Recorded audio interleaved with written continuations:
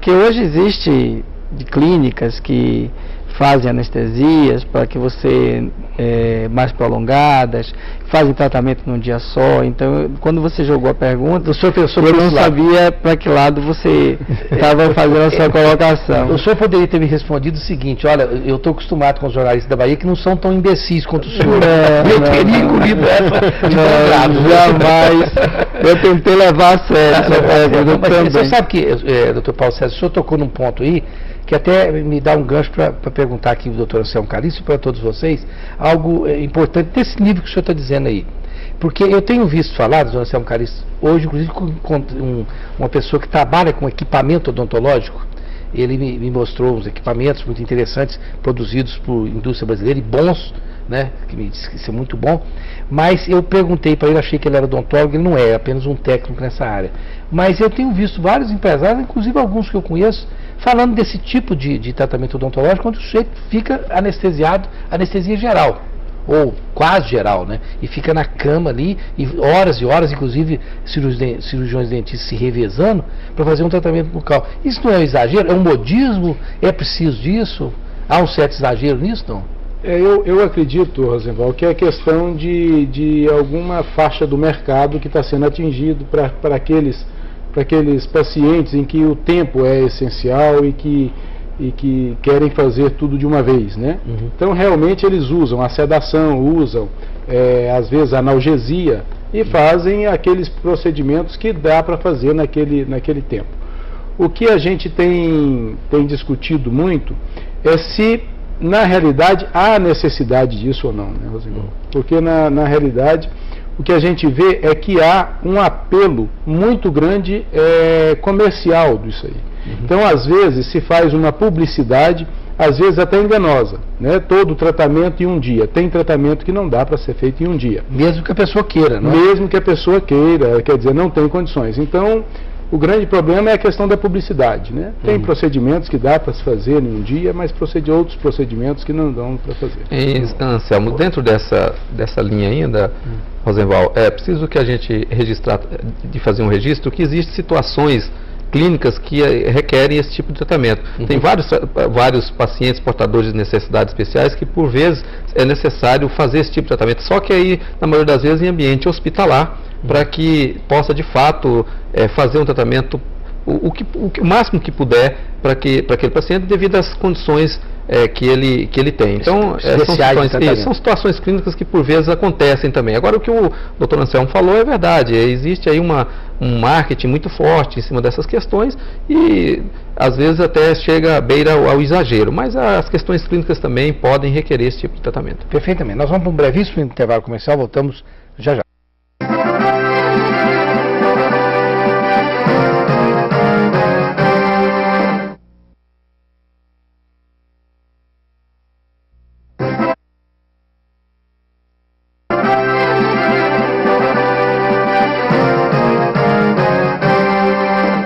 Nós estamos de volta com a Opinião em Debate desta noite com um tema interessante, inusitado para a televisão brasileira.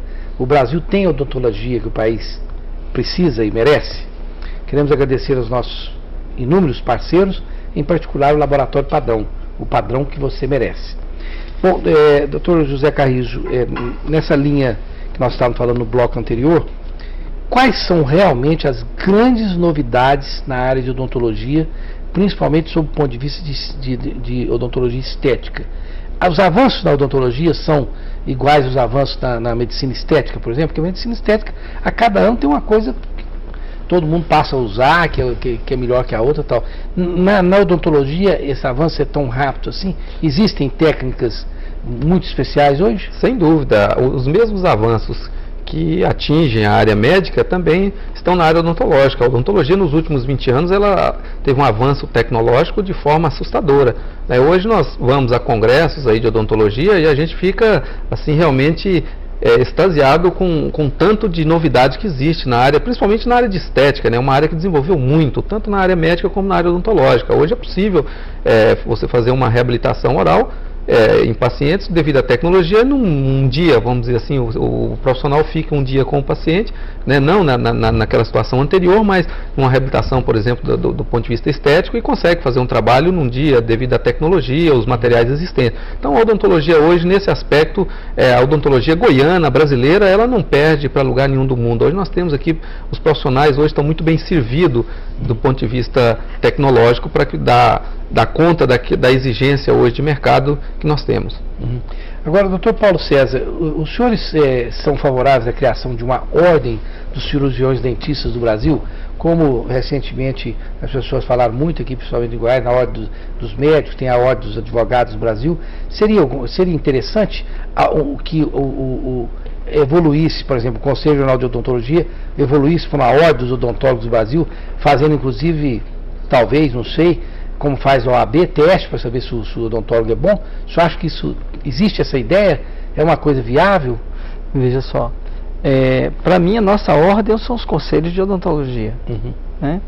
Em termos jurídicos eu não entraria em detalhes com relação à fiscalização e à regularização do exercício profissional. Eu acho que a gente caminha juntos, eu não vejo dificuldade para trabalhar como autarquia, como a gente vem trabalhando, Conselho Federal e Conselhos Regionais, os 27 que compõem os estados brasileiros. Com relação ao exame de ordem, o exame de proeficiência, como o pessoal chama. Esse exame de proeficiência parece que é um projeto de lei que tramita na Câmara Federal, né?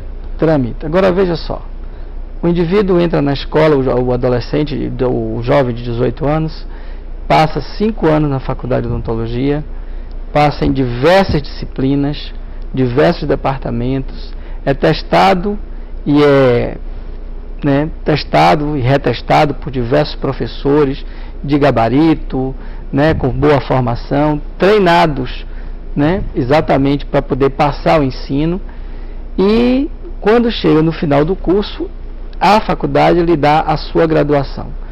Nós do Conselho, nós dos órgãos de fiscalização, nós temos que fazer o registro daquele diploma e colocar ele no mercado profissional, autorizar ele a trabalhar. Como é que nossa corporação poderia, depois de aquele indivíduo passar 5 anos ali dentro, ser graduado por uma série de professores que deram para ele essa permissão, como é que o Conselho de Odontologia, por exemplo, iria fazer esse teste e simplesmente dizer que ele não é apto ou é apto? Eu não entendo assim. Eu acho que o período que ele viveu na faculdade, ele teve oportunidade para ser reprovado ou para ser aprovado. E aquelas pessoas que aprovaram ele que são responsáveis por essa delegação.